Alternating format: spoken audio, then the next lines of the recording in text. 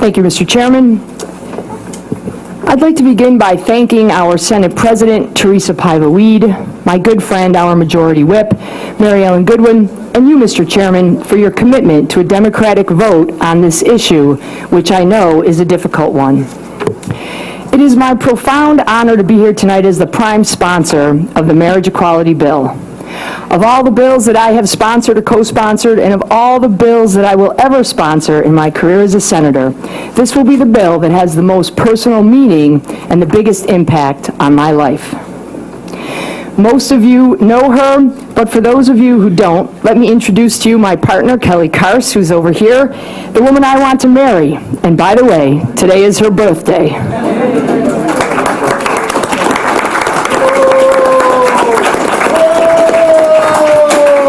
I must admit, excuse me. I'm just going to ask that the audience refrain from making any comments when anyone's testifying.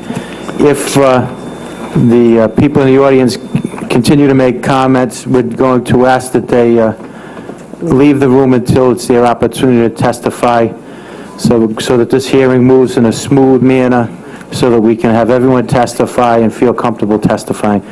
You can continue, Senator Nesselbush. Thank you, Mr. Chairman. I must admit that I struggled a little with what to say because this bill does mean so much to me personally. I have met most of your wives, and the same love you felt way back when you knew you wanted to marry your spouse is the same love that I feel for Kelly. They say love is the strongest force on earth, stronger than hatred or war, and our truest connection to God. We all know that when we die, we take not our positions, possessions, or power. We take only the love we have given or received. 2 years ago, Mr. Chairman, at this hearing, I mentioned Jackie Robinson, the player who slept and showered in separate quarters, but who ultimately is credited as being the one to integrate Major League Baseball.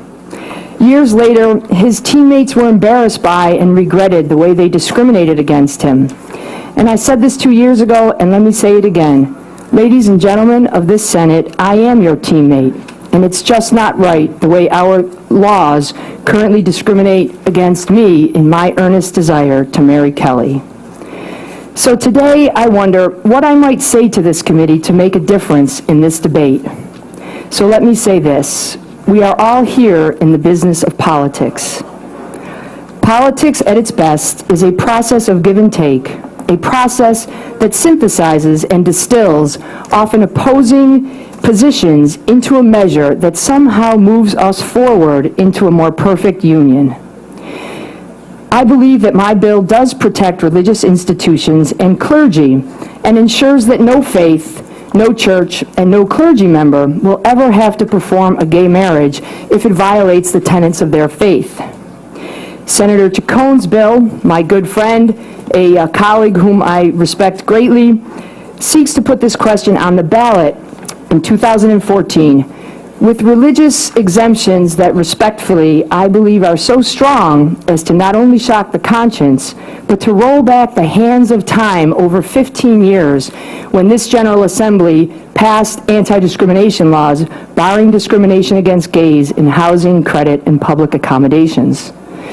So, ladies and gentlemen, my colleagues here on this committee, I propose that we find some middle ground and that we model bipartisanship, not in the Democrat versus Republican sense, but in terms of marriage equality and religious exemptions.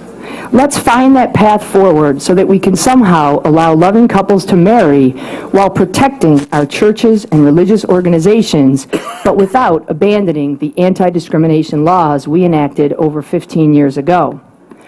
You know, sometimes when we learn of things like the 38 studios or having the highest unemployment rate, those things that tend to give us a black eye in Rhode Island, let us think of those regarding the important votes that lie ahead of us.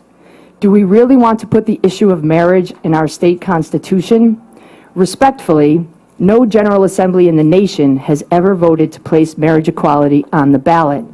It has gone there by voter initiative, but not by action of any state legislature. So today we all face a historical moment. Ladies and gentlemen of this committee, had the issue of slavery been placed on the ballot in 1865, the voters may have ratified it. And had the issue of interracial marriage been placed on the ballot in 1967, the voters may have outlawed it. I respectfully suggest that issues regarding the human rights of minorities should not be put up for a majority vote. When introducing the movie Lincoln at the Golden Globe Awards, and I hope we have all seen the movie Lincoln, President Clinton spoke of the fight to abolish slavery as one that was fought in the cauldron of both principle and compromise. Ladies and gentlemen, we can hear the roar from the hallways. We are in that cauldron. And as we ponder and profess our principles, let us call forth the courage to compromise so that we can finally join our New England neighbors in enacting marriage equality.